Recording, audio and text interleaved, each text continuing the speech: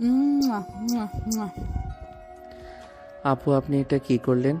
কলেজের সবার সামনে আমাকে লিপ কিস করলেন, এখন আমাকে তো সবাই ধরে পিটাবে। কেউ কিছু করবে না। তোকে যদি কেউ কিছু বলে তাহলে আমার নামটা বলে দিবি। আর শোন, এই কলেজে তুই তো নতুন এসেছিস, তাই না? হুম, নতুন এসেছি। তবে আপু, আপনি এটা ঠিক করলেন না। আমার মতো এত গোলুমুলু ছেলেকে পেয়ে আমার ঠোঁটে লিপ কিস করেছেন। আমি কিন্তু বাসায় গিয়ে আম্মাকে বলে দিব।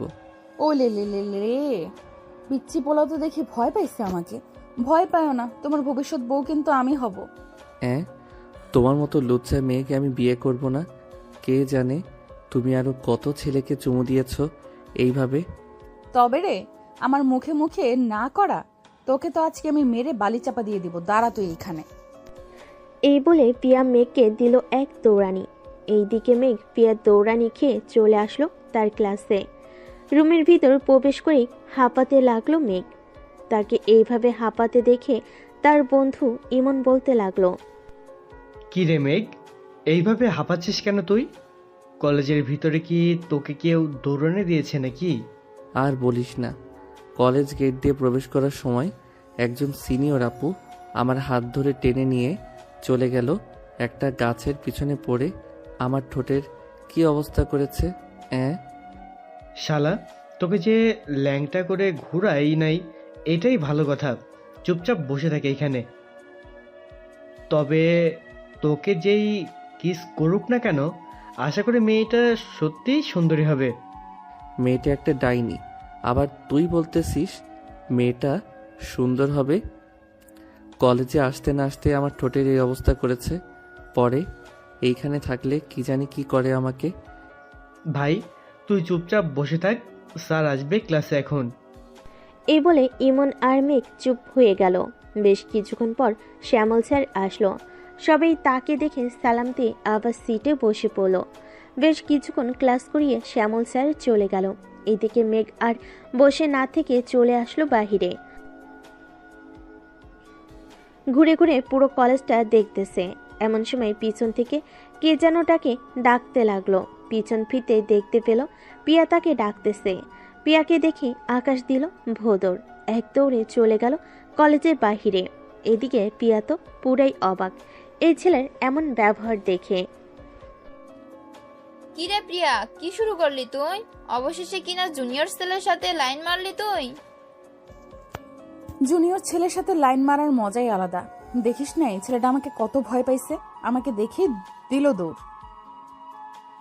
তোকে দেখে দৌড় দেই নাই, তোর ভিতরে থাকা আজরাইল তাকে দেখে দিয়েছে দৌড়। ছেলেটা কলেজে আসলো মাত্র একদিন হয়েছে, তুই তাকে ভালোভাবে থাকতে না দিয়ে সোজা ডেকে নিয়ে এসে লিপকিস করে দিলি। তোর কপালে কোনো বয়ফ্রেন্ড জুটবে না রে বান্ধবী, তোর কপালে কোনো বয়ফ্রেন্ড জুটবে না। তুই দেখতে চাস আমি এই ছেলেটাকে আমার বয়ফ্রেন্ড বানাবো?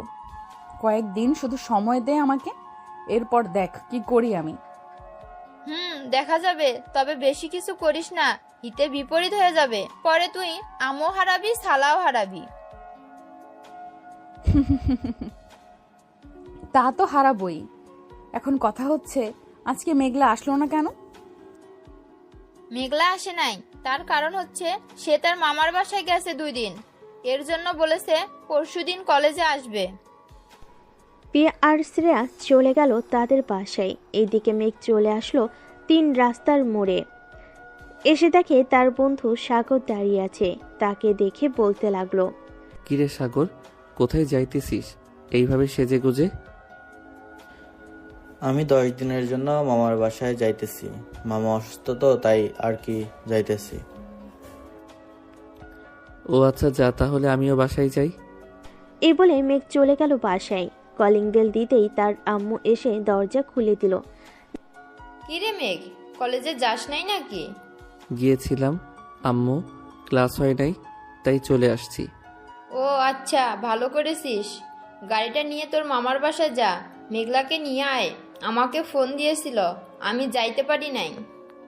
মামাকে বলো দিয়ে যাইতে, তাহলেই তো হয়। আমি আবার যাইয়া কি করবো? যাইতেছি তো। এই বলে মেঘ চলে গেল তার রুমে। ফ্রেশ হয়ে নিচে চলে আসলো। খাওয়া দাওয়া করে গাড়ির চাবিটা নিয়ে চলে গেল বাহিরে। এক্স করোলা গাড়িটা নিয়ে রওনা দিল তার মামার বাড়ির উদ্দেশ্যে। বেশ কিছুক্ষণের মধ্যেই চলে আসলো তার মামার বাসায়।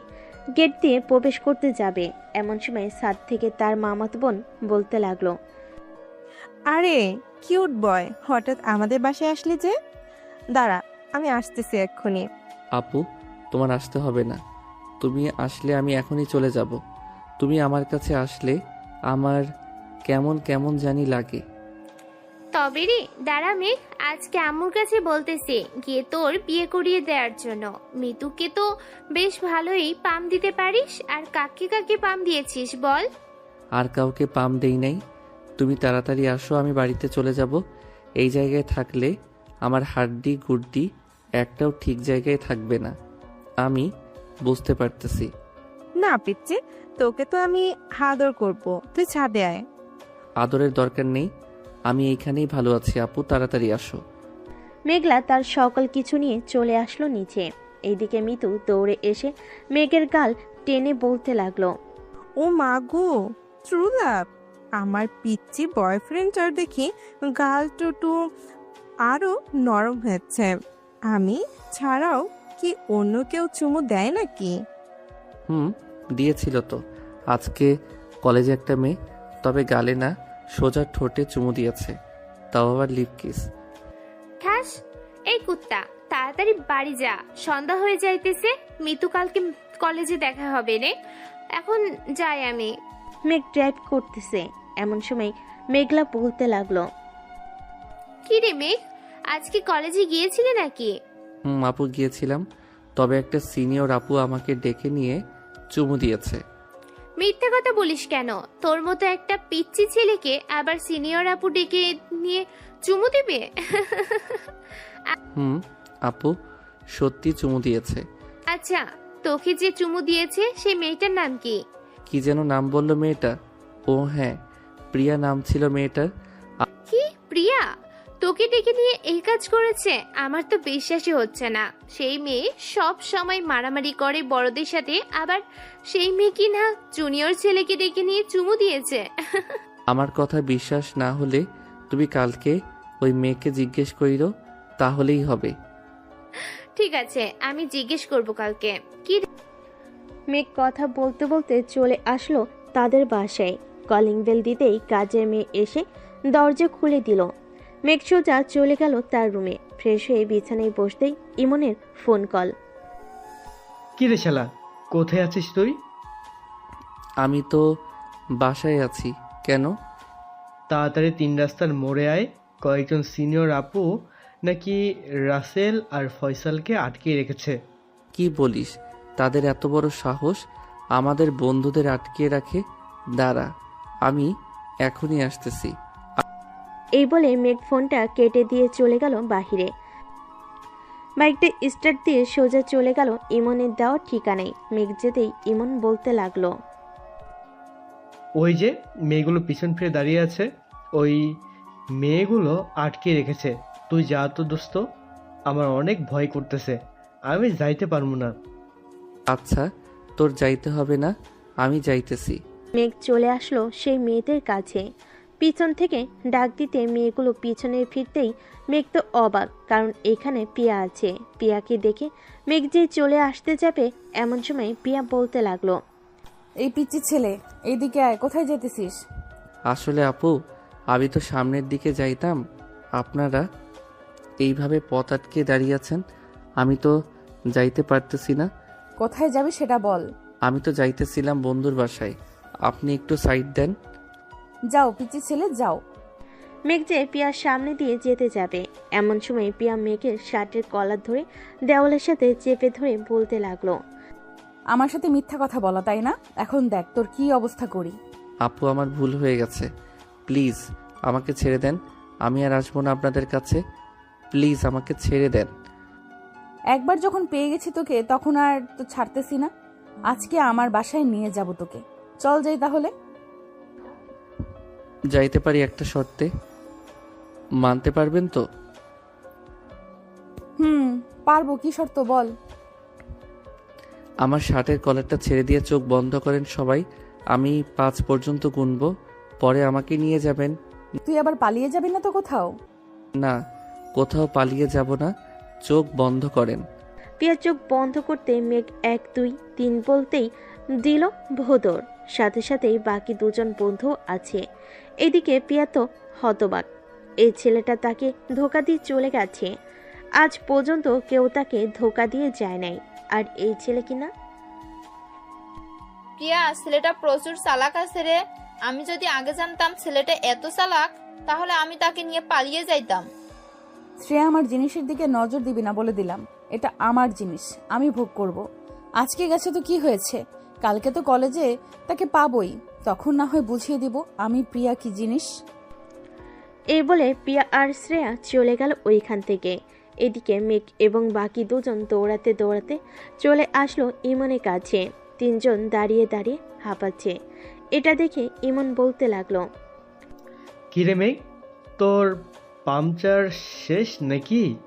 তুই না খুব সাহস করে বলিস সিনিয়র আপুরা তোর কিছু করতে পারবে না, এখন তো দেখি তুই ভয় পেয়ে পালিয়ে এসেছিস।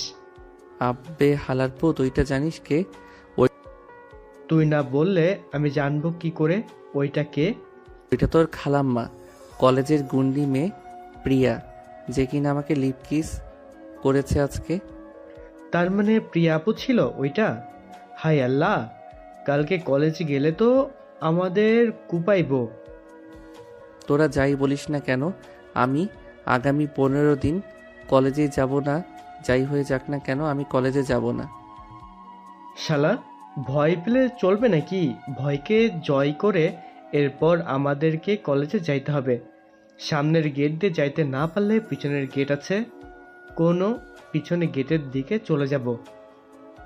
ঠিক আছে, এখন যার যার বাসায় যা, রাত হয়েছে অনেক। এই বলে মেঘ চলে গেল বাসায়। কলিং বেল দিতেই তার আপু এসে দরজা খুলে দিল। মেঘকে দেখে বলতে লাগলো, তুই পড়া বাদ দিয়ে বাহিরে ঘোরাঘুরি করিস কেন? যা রুমে গিয়ে পড়তে বস। পড়তে তো বসবই, তার আছে একটা কথা বলো তো, ওই প্রিয়া মেয়েটা কি সত্যি খারাপ নাকি ভালো? প্রিয়া মেয়েটা অনেক খারাপ, 100টা ছেলের সাথে প্রেম করে। তুই করতে চাইলে বল, আমি তার সাথে কথা বলে তোকে ব্যবস্থা করে দেই। আপু, আমার দরকার নেই। না আপু, আমার দরকার নেই, আমি এমনিতেই ভালো আছি। আমি পড়তে গেলাম। এই বলে মেঘ চলে গেল। এইদিকে মেঘ চলে আসলো তার আম্মুর কাছে। দুজন বসে টিভিতে সিরিয়াল দেখতেছে। এমন সময় তার আম্মু বলতে লাগলো, মেঘলা, ভালো দেখে একটা মেয়ে দেখিস তো মেঘের জন্য। মেয়ে দেখে কি করবা তোমরা? মেঘকে বিয়ে দেবো, দিন দিন বাদর হয়ে যাচ্ছে, দেখতে পারছিস না? হুটহাট করে বাইরে চলে যায়। একটা